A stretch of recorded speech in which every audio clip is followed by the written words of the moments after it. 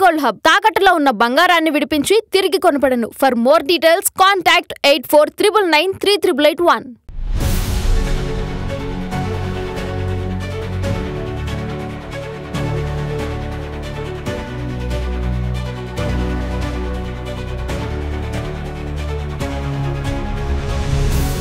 Hi viewers, welcome to అదన్ మరొకడం. నేను ప్రసాద్. జగన్ విచిత్రం, పర్యటనలకి టైమింగే తెలియదు పాపం. విషయం ఏంటి అంటే, జగన్మోహన్ రెడ్డి గారు ఓడిపోయిన దగ్గర నుంచి పర్యటనలు చేస్తూ ఉన్నారు కదా, ఆ పర్యటనలకి టైమింగే తెలియదు అని చెప్పేసి మనం అనుకోవాల్సిన పరిస్థితి.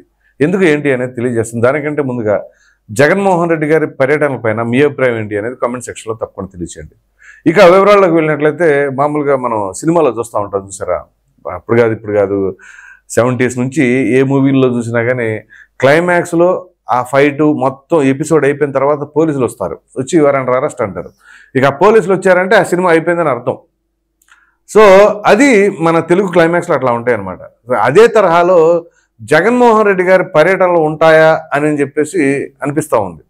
దానికి ప్రధాన కారణం ఏంటి అంటే, ఈరోజు పర్యటన చేయబోతున్నారు కదా, ఏదైతే మామిడి రైతుల గురించి వాళ్ళకి గిట్టుబాటు ధర కావాలి అని చెప్పేసి, మద్దతు ధర ఇవ్వాలి అని చెప్పేసి, ఆ ధరకు సంబంధించి మాట్లాడుకోవాల్సి వస్తే లోతుగా, సరే నువ్వు మార్చిలో ఆ పూత మొదలయ్యి మార్చి నుంచి వస్తూ ఉంటాయి కదా మామిడికాయలు. సో ఏప్రిల్, మే, ఇప్పుడు జూలై కదా, ఇంకా ఆల్మోస్ట్ ఆల్ క్లోజింగ్. ఇంకా పూత ఎక్కడ ఉంటుంది? సో ఇప్పుడు ఆ యాత్రలు చేసి ఏం చెప్పాలనుకుంటున్నారు ప్రజానీకానికి, లేకపోతే రైతులకి ఏం మద్దతు ఇద్దాం అనుకుంటున్నారు? సో ఇప్పుడు ఆ రైతులు కూడా ఓ పక్కన ఆలోచన, జగన్మోహన్ రెడ్డి గారు వచ్చి ఏం బాంబు బ్లాస్ట్ చేస్తారో ఏంటో అని చెప్పేసి వాళ్ళ గుండెలు దడేలమంటా ఉన్నాయి. ఎందుకంటే నిజంగా జగన్మోహన్ రెడ్డి గారు అధికారంలో నుంచి దిగిపోయింది మొన్ననే కదా, పోయిన సంవత్సరమే. అప్పటి వరకు ఇదే మామిడి రైతులకు మద్దతు ధర తెలిపిండి బ్రహ్మాండంగా నేను అప్పుడు అంత ధర ఇచ్చాను, ఇప్పుడు ప్రభుత్వం కావాలని రైతులను తొక్కేస్తుంది అని చెప్పేసి అంటే బాగుంటుంది. ఆయన అప్పుడు ఇచ్చిందేమో కేజీకి 6 రూపాయలు, ఇప్పుడేమో వీళ్ళు కేజీకి 12 రూపాయలు ఇస్తున్నారు. మరి అటువంటిప్పుడు మామిడి రైతుల గురించి మాట్లాడే నైతిక హక్కు ఎలా ఉంటుంది? మీకు ఇంకో బెస్ట్ ఎగ్జాంపుల్ చెప్తాను. జగన్మోహన్ రెడ్డి గారికి టైమింగే లేదు అనడానికి. ఏదైతే సత్తెనపల్లి రెంటపాళ్ళ గ్రామానికి వెళ్ళారు కదా, ఎందుకు వెళ్ళారు? నాగమల్లేశ్వరరావు అనే వ్యక్తి మృతి చెందాడు కాబట్టి సరే ఆ కుటుంబాన్ని పరామర్శించాలి. ఎప్పుడు పరామర్శిస్తారండి ఎవరైనా సరే?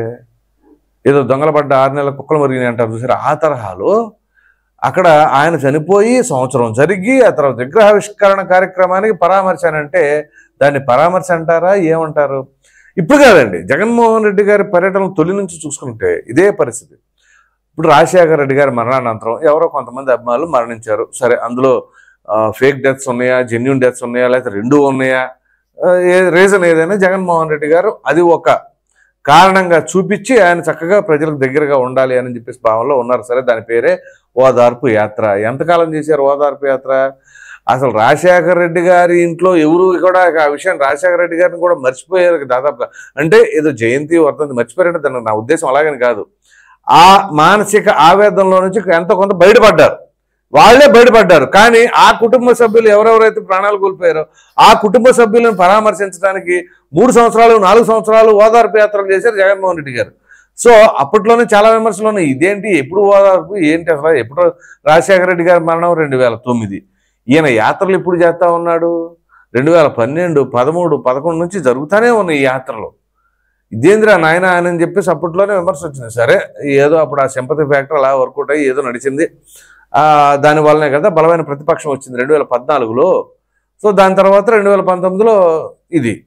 సో ఈ టైమింగులు తెలియదు అని అనడానికి 1 కాదు 2 కాదు, ఆయన ప్రతిపక్షంలో ఉన్న పర్యటనలు కావచ్చు, అధికార పక్షంలో ఉన్నటువంటి నిర్ణయాలు తీసుకునే విధానం కావచ్చు, ఏ విషయంలో తీసుకున్నా కానీ మరి ఆ సలహాదారుల వల్ల లేకపోతే ఈయన మైండ్ సెట్టే అట్లా ఉందా ఏంటో అనేది మాత్రం అర్థం కావట్లా. ఒకటి మాత్రం గుర్తుంచుకోండి, ఇక్కడ ప్రజలకు దగ్గర కావాలి అని అంటే ఆ టైమింగ్ అనేది చాలా ఇంపార్టెంట్. ఏ సమయంలో ఏ నిర్ణయం తీసుకుంటున్నాం అనేది రాజకీయాల్లో ఖచ్చితంగా పనిచేస్తుంది. ఆ టైమింగు ఒకసారి పవన్ కళ్యాణ్ గారిని చూసి తెలుసుకోండి. ఎందుకంటే అఫ్కోర్స్ అనుభవం లేకపోవచ్చు కానీ ఆయన టైమింగ్ పర్ఫెక్ట్గా ఫాలో అవుతారు. సో దానివల్ల అంటే 2019లో ఏమైంది ఆ టైమింగ్ అని చెప్పేసి మీరు అనుకోవచ్చు. అప్పుడు దెబ్బ తగలబట్టి ఏంటి అని చెప్పేసి దాని అనుభవానుసారంగా నెక్స్ట్ సార్ జాగ్రత్త పడ్డారుగా. So failures are the stepping stones to success అని చెప్పేసి ఆ విధంగా ఆయనకి అప్పుడు తగిలిన దెబ్బల నుంచి పాఠాలు నేర్చుకున్నారు. కానీ జగన్మోహన్ రెడ్డి గారు ఇప్పుడు ఓటమి తగిలిన తర్వాత ఏమి నేర్చుకున్నారు అనేది కూడా ఇంపార్టెంట్గా. సో ఇప్పుడు ఆయన అడుగడుగున తీసుకునే నిర్ణయాలు చేస్తున్న పర్యటనలో దెబ్బ మీద దెబ్బ పడుతున్నాయి తప్ప పార్టీ బలోపేతం అవడానికో లేకపోతే వైసీపీ గ్రాఫ్ పెరగడానికి ఉపయోగపడట్లేదుగా. ఆ తెనాలి పర్యటన చేశారు. ఏం చేశారు తెనాలి పర్యటన వల్ల? సో మొన్నటిదాకా for example X% of graph ఉందనుకోండి జగన్మోహన్ రెడ్డి గారికి లేదా వైసీపీకి, ఆ తెనాలి పర్యటనకి X-%కి వెళ్ళిపోయారు. ఆ తర్వాత ఇంకో పర్యటన చేశారు కదా, సత్తెనపల్లి కావచ్చు, పొదిలి కావచ్చు. ఈ పొదిలి పర్యటనలో అక్కడ అత్యుత్సాహం వల్ల కావచ్చు X-కి వెళ్ళింది. ఆ తర్వాత మొన్న రెండపాళ్లతో శాంతం X- మల్టిపుల్ టైమ్స్కి వెళ్ళిపోయింది. సో ఆ తరహాలో మనం ఓటమి నుంచి ఏమి నేర్చుకున్నాం? ఆ పర్యటన వల్ల ప్రజలకు ఏమైనా దగ్గర అవుతున్నామా లేదా? ఇప్పుడు మద్దతు ధర కావాలి అన్నారు, సరే అక్కడికి వెళ్తారు, రైతులతో మాట్లాడతారు, రైతుల ఆకాంక్షలు ఏంటో తెలుసుకుంటారు అని అనుకుందాం ఫర్ ఇన్స్టెన్స్. అనుకున్న తర్వాత ఇప్పుడు దాన్ని ఏం చేస్తారు? ప్రభుత్వానికి నివేదిక సమర్పిస్తారా? సమర్పించాలంటే ఎలా సమర్పిస్తారు? మరి ఏం చేస్తారు? అసెంబ్లీకి వస్తున్నారా? అసెంబ్లీకి వచ్చి ఇదిగో అధ్యక్ష, అప్పుడు నేను అక్కడికి వెళ్ళాను, రైతులు ఈ విధంగా బాధపడ్డారు, ఈ విధంగా వాళ్ళు రిప్రజెంటేషన్ ఇచ్చారు, సో ప్రభుత్వం దృష్టికి నేను తీసుకొస్తాను, నేను పోరాడతానని చెప్పేసి అన్నాను అని చెప్పేసి అసెంబ్లీకి వచ్చి పెట్టాలి కదా. అసెంబ్లీకి మాత్రం రారు, కానీ పర్యటనలు మాత్రం చేస్తారు. దానివల్ల ప్రజలకు ఏం ఉపయోగం? సో వాళ్ళు రైతుల దగ్గరికి వెళ్తానన్నారు, లేకపోతే ఇంకొకళ్ళ దగ్గరికి వెళ్ళండి, పరామర్శించండి, బాధితులను పరామర్శించాలి, ప్రభుత్వాన్ని ప్రశ్నించాలి, గట్టిగా నిలదీయాలి. కానీ నిలదీయవలసిన అసెంబ్లీ దగ్గరికి మాత్రం రాకుండా మనం ఏదేదో చెప్పుకుంటా పోయి చివరికి అసెంబ్లీ గేటును మీరే తాకకుండా ఉంటే దీన్ని బట్టి వైసీపీ నాయకుల పైన ప్రజలకి ఏ విధంగా నమ్మకం కలుగుతుంది? మరలా మీరు జగన్ 2.0 2029లో మాదే, మేము ఇది చేసేస్తాం అది చేసేస్తాం అని చెప్పేసి మీరు పొరపాటు ఓ మాట అన్నారో లేదో మీ వెనకాల టీం రెడీ పెడితే అబ్బా మా జగన్ అని చెప్పాడంటే తిరుగులేదు, ఇక మనం మళ్ళీ అధికారంలోకి వచ్చేస్తాం, విర్రవేగుతాం, ఏదైనా దోచేస్తాం అనే తరహాలో వార్నింగ్లు ఇచ్చేస్తున్నారు. అందులో ఎవరు అతిథులు కాదు. తాజాగా నల్లపరెడ్డి ప్రసన్న కుమార్ రెడ్డి కావచ్చు, మొన్న రోజా కావచ్చు, ఇప్పుడు మొన్నటిదాకా కూడా ఎక్కడున్నాడో తెలియని అనిల్ కుమార్ యాదవ్ కావచ్చు, అంబటి రాంబాబు కావచ్చు, పేరు నాని కావచ్చు, ఇక అందరూ కూడా విచ్చలవిడిగా మాట్లాడేస్తా ఉన్నారు. మేమెందుకు వచ్చాం. ఒకవేళ రావాలి అని అంటే ఒకవేళ ప్రజాభిప్రాయం సేకరించండి, ఏ విధంగా ఉందో తెలుసుకోండి, ఎంత పర్సంటేజ్ వచ్చే అవకాశం ఉందో తెలుసుకోండి. అట్లాగే ఎంత పర్సంటేజ్ రాకుండా వచ్చే ఛాన్స్ ఉంది అంటే ఇప్పుడు ఉదాహరణకి పవన్ కళ్యాణ్ గారు మొన్న అన్నారు మీరు ఎలా వస్తారో చూస్తానని. సో అంటే ఆయన మాట చెప్పాడంటే చాలా కమిట్మెంట్తో ఉంటారు, ఆషామాషిగా ఉండదు. సో ఇప్పుడు మీరు రావాలనే ప్రయత్నం, రాకుండా చేయాలనేది పవన్ కళ్యాణ్ గారి ప్రయత్నం. రెండిట్లో ఏది నగ్గిద్ది అనేది ప్రజాభిప్రాయం మేరకు ఆధారపడి ఉంటుంది. సో ఇప్పుడు మీరు చేస్తున్న యాత్రల వల్ల ఏం ఉపయోగం జరుగుతుంది? పోనీ ఏ రోజైనా సరే అసెంబ్లీకి ఇప్పుడు మొదట్లో రాలేకపోయారు, ప్రతిపక్ష హోదా కావాలన్నారు, ఆ హోదా లేకుండా హోదా లేకపోతే మాత్రం మేము రాము, అదేమిటంటే హోదా ఇస్తే మీకు భయం అంటే మీకు క్యాబినెట్ హోదా కోసం అడుగుతున్నారా? నిజంగా ప్రజా సమస్యల కోసం అయితే మీరు నిజంగా సమయమే కావాలనుకున్నప్పుడు మాట్లాడండి, ఒకసారి అసెంబ్లీకి వెళ్ళండి, అప్పుడు స్పీకర్ గారు ఎంత సమయం కేటాయించారో చూడండి, అందరు ఎమ్మెల్యేలతో పాటుగానే కేటాయించారు అనుకోండి, అధ్యక్ష నాకు ఇంకొక పావుగంట టైం ఇవ్వండి, ఓ ప్రతిపక్ష పార్టీ ఉంది ఇంకేది లేదు కాబట్టి మా పార్టీ కాబట్టి ఇంకా గట్టిగా నాకు సమయం కేటాయించండి, హోదా ఉన్నా లేకపోయినా ఇంకో పావుగంట, మీరు టైమింగ్ ఎక్కువ టైం కోసమే అడుగుతుంది.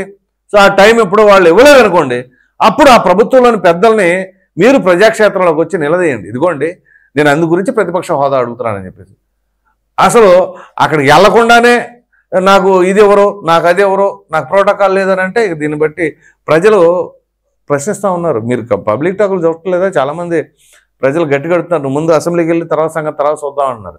పాపం తొలిసారి గెలిచిన ఎమ్మెల్యేలు ఉన్నారు, వాళ్ళకి అసెంబ్లీకి వెళ్ళడం అనేది ఒక కళ, ఆ కళను కూడా వాళ్ళని నిర్వీర్యం చేసేసి ఈయన వెళ్ళడు, వాళ్ళని వెళ్ళనీడు, ఎవరిని ప్రశ్నించనీడు. మరి ఇంక అలాంటప్పుడు ఆ ప్రజలు ఎవరెవరైతే ఆ వైసీపీ ఎమ్మెల్యేని గెలిపించారో ఆ 51% ఆఫ్ ఓటింగ్ వస్తేనే కదా ఒక ఎమ్మెల్యే ఎంతో కొంత, ఆ తర్వాత 51 అయినా 52 అయినా 51 మినిమం 51% ఆ ఓటింగ్ పర్సంటేజ్ అనేది 11 స్థానాల్లో గెలిచారు కదా. సరే మీ స్థానం పక్కన పెట్టేసాను పులివెందులది, మిగతా 10 స్థానాల్లో ఆ 10 మంది ఎమ్మెల్యేలను పంపించండి, ప్రశ్నించండి, లేదా మీరే తయారు చేయండి, తెల్లారి సెషన్ పెట్టండి, ఆ సెషన్లో ఇదిగో ఇలా ఇలా అని చెప్పేసి బ్రీఫింగ్ చేయండి, వాళ్ళని వెళ్ళి ప్రశ్నించమని చెప్పండి, మీరు ఇలా పర్యటనలో ఈ విధంగా జరిగిందని చెప్పి మీకు అసెంబ్లీకి వెళ్తే అక్కడ మొహం చల్లదో లేకపోతే వాళ్ళు మనల్ని అవమానిస్తారు అని అనుకున్నప్పుడు మీరు వెళ్లకుండా ఆ 10 మంది ఎమ్మెల్యేలను పంపించండి, అప్పుడు హర్షిస్తారు.